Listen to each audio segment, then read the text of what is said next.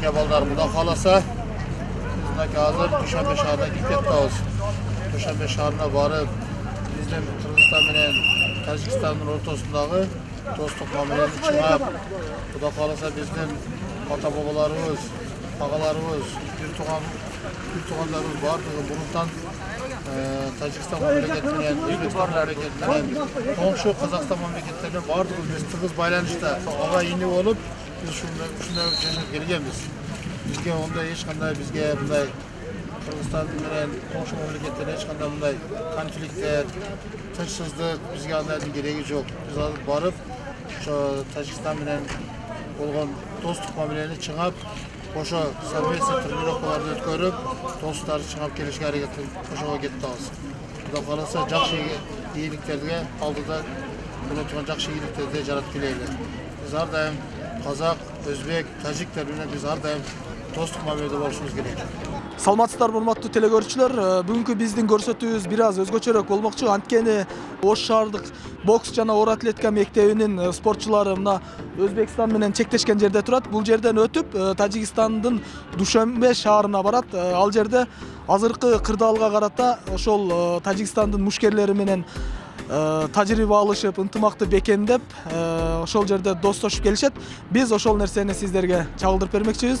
Анда эмесе баштадык.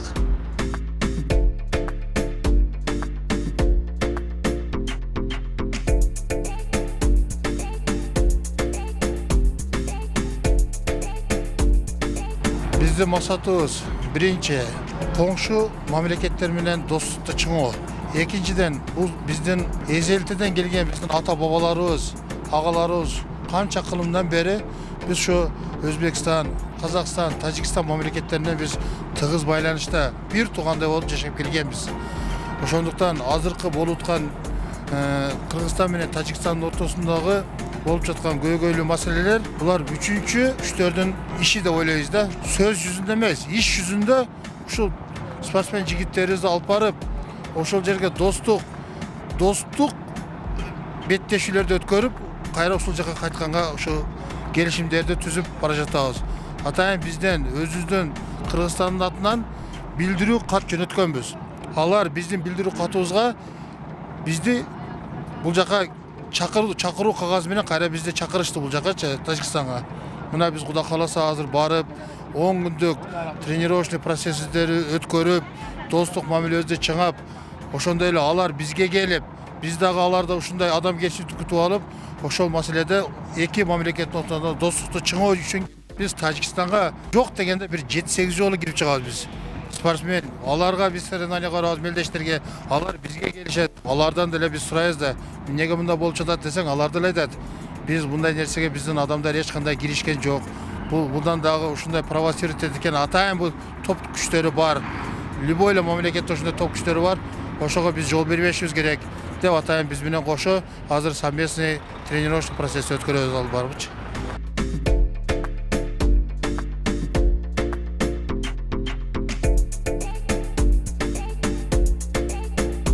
Ошо бокс боюнча ММАнын Кыргызстан менен Тажикстан менен спаррингдерди өткөрүп, ошо дост болуш үчүн ошолор менен кетебиз да. Өткөндө да өткөнбүз, анда тынччылык болуп өткөн, эми азырда ошо Баткенде болуп аткен. Хужент шаарына барганбыз да биз. Азыр эми Душанбеге кетебиз да. Тажикстандан бизге келет, биз Тажикстанга барабыз. Биз алар менен доспуз да. Азыр эми биз Душанбеге кетебиз, сборный бокс боюнча кетебиз. Мына Кудай буйрса Тажикстанга кетебиз, Душанбе шаарына. Ошо кичине сборга опыт алмашып, Кудай буйрса ошо Азия мирлерге даярданып, ошо эме Кыргызстан желегин көтөрөбүз Кудай буйрса. Соревнованияга барып, биринчи орундарды алып, ошакта досторубуз бар биздин дагы.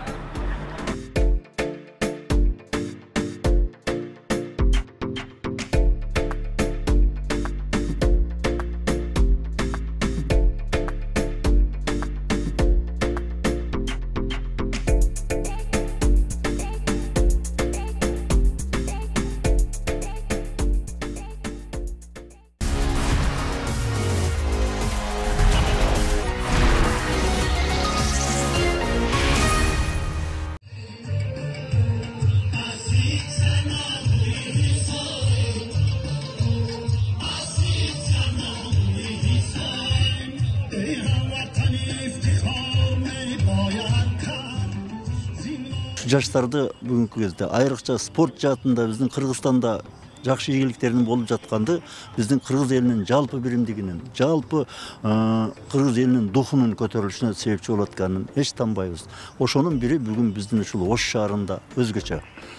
Биздин ушул спорт жана оор атлетика мектеби Ош шаарындагы талант аттуу жигиттин жетекчилигинде бир топ ийгиликтер жаратып келет. Спорт чыныгы ынтымактын, биримдиктин символу катарында бүгүнкү кезде Орто Азияда болуп аткан саясий кырдаалдар, элдердин ортосундагы айрым бир кээде келишпестиктер, чек ара маселесинде келишпестиктер, ушунун бардыгына психологиялык жактан элдердин ынтымактыгы түздөн түз таасир этет деп эсептейбиз.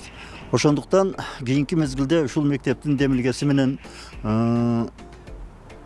мына жакында эле Өзбекстан, Тажикстан өлкөлөрүндө ушу биздин Ош шаарынын спортсмендери барышып, ошол жерде достук белдештерди, беттешүүлөрдү өткөрүп, ошол жерде эң алдыңкы орундарды ээлешип, эки элдин достугун, жаштардын бири-бирине болгон ынтымакчылыгын, элдин ынтымагынын символу катарында даңазалап келишти.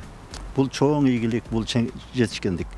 Урматтуу теле көрүүчүлөр, биз мындан бир топ күн мурун ушул бокс жана оор атлетика мектебинин спортчуларын жана машыктыруучусун, жетекчисин Тажикстанга ошол тажрыйба алмашуу, ынтымактык багытта узатканбыз.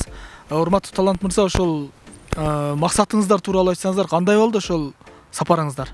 Ошол биринчи ниетибиз ушу Ош менен Кыргызстан менен Тажикстандын ортосундагы достукту байланыштыруу.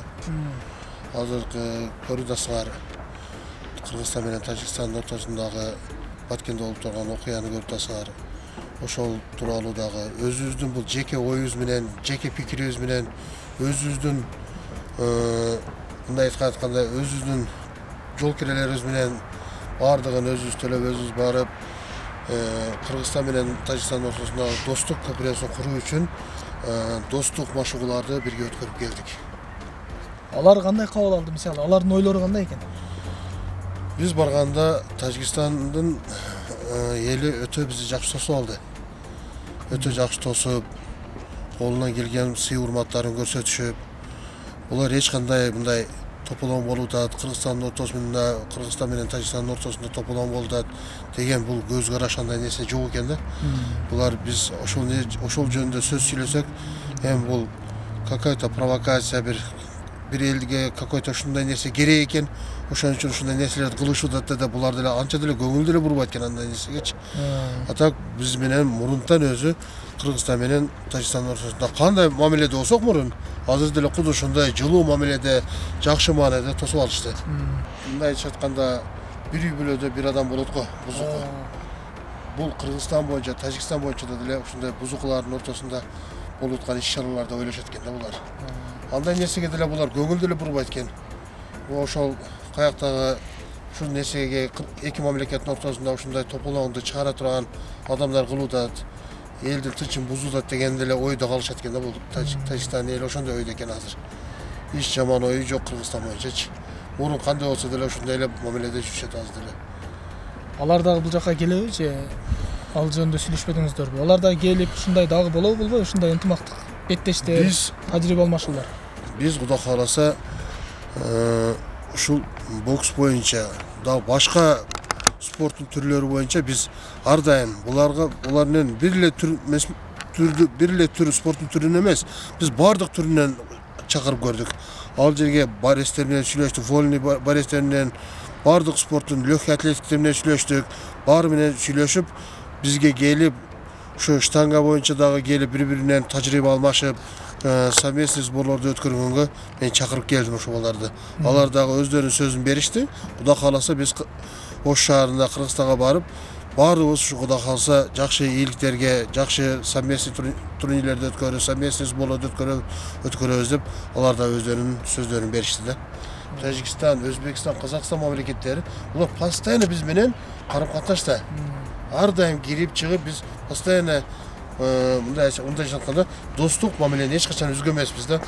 Спорт менен биз ар дайым ошо достук көпүрөсүн куруп, ар дайым биз ынтымакта жашап келебиз азыркы чейин. Биз Тажикстандын Дүйшөнбе шаарына бардык. ошо сбор өткөрүп, достугубузду бирдик кылып, неме кылып, даярданып, ошо Азия мирлерге даярданып, опыт алмашып, Кудай буйрса, ошолор да бизге келип турат, биз дагы барабыз, Кудай буйрса, ошо даярданып биз оякта 10 күн жүрдүк. Ошо спарринг болду. 12 раундтан ушундай кросс ушундай даярдандык. Олар дагы мощный иштешет экен, бирок ударлары мощный жакшы иштешет экен.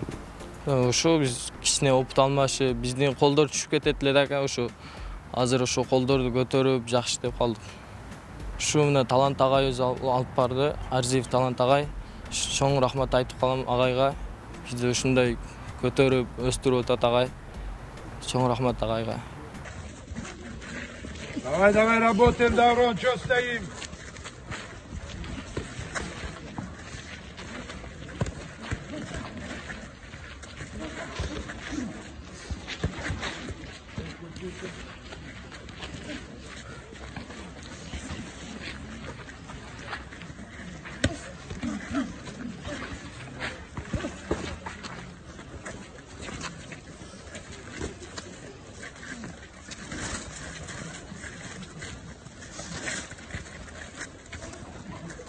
Бул кадамыңыздар аябай туура. Негизи ушу мамлекеттин жетекчилерин эле карап отурбай, ушундай спорт жаатында, маданий тармакта ушундай ынтымактык, достукту бекемдеген иш-чараларды көбүрөөк өткөрүш керек. Дагы алдыда сизден башка дагы ошол биздин Ош шаарындагы, Бишкек шаарындагы башка спорт тармагындагылар да ушундай сиз менен байланышып, жол жобосун сурап кызыккандар болуп атабы? Биз эми жаңы барып келгендиги үчүнбү азырынча көп жактан ыраазычылыктар көп болууда.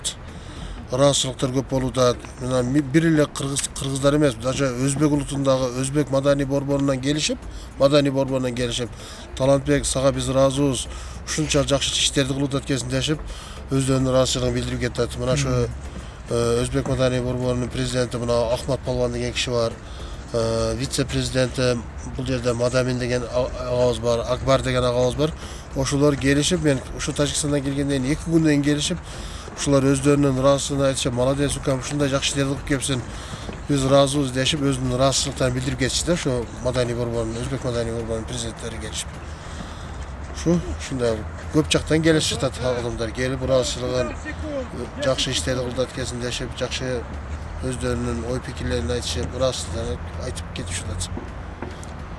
Урматтуу телекөрүүчүлөр, биз өзү негизи биз дагы кошо барып ошол жерде болуп жаткан иш-чаранын үстүнөн сиздерге көргөзгөн аракет кылганбыз, бирок тилекке каршы бизде шарт болбой калды. Кудай буйрса, Талант мырза будан кийинки иш-чараларда чогуу барып ошо телекөрүүчүлөргө чагылдырабыз. Айтып алсаңыз болот биздин телеканалды. Ошондой мүмкүнчүлүктөр бар да, туруп бирге барып, алар деле ошо суранды деп айтып калдыңыз. Мисалы, булар деле азыр жакында бизде ошо биз Душанбе шаарында болдук. Душанбеден 1 сааттык чакырымда Ригар деген шаар бар экен. Ал жеринде болдук. Ал жерден чыгып биз Худжент шаарында болдук. Мурун ошо Ленинабад деп коюшат экен. Ленинабад шаарында болдук. Азыр алар дагы Ленинабадтыктар дагы чакырып атат да бизди. Бизге дагы келип койгула, биз дагы ушул жерде совместный сбор өткөрөлү, достукту чыңайлы.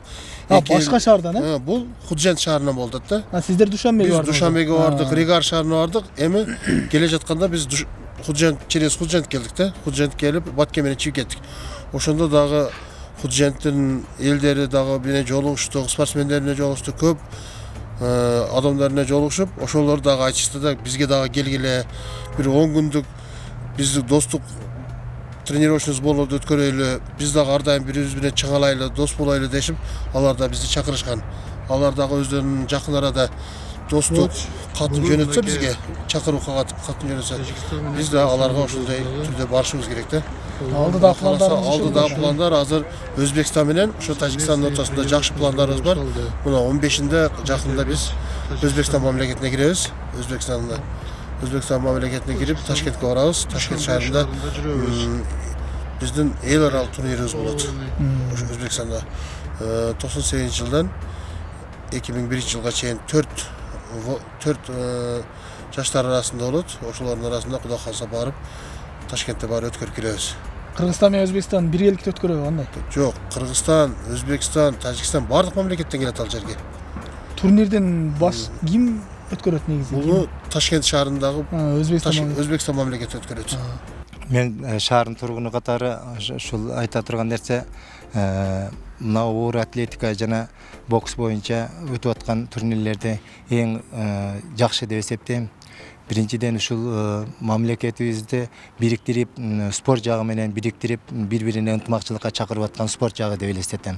Себеби азыркы маалда ушул маалда мына өзү жакын арада оор атлетика бокс боюнча биздин Ош шаарынын боксерлору Тажикстанга барып ойноп келди. Ошол жерде дагы ынтымакчылыгын көрсөтүп, ошол жерде биринчиликтерди алып келгендиги үчүн мен өтө ыраазычылыгымды таазим этем. Ыраазы болом. Эгер ушундай спорт жагы менен дагы эки элди бириктирсе дагы болот. Себеби ушул эки элди бириктириш үчүн ушу спорт тармагын көбүрөөк карасак, көп ынтымакчылыкка чакырган болот элек. Ошол себептен мен баардыгын ушу таазим этем, ушу спорт тарабын колдогондор көбүрөөк болсо деп.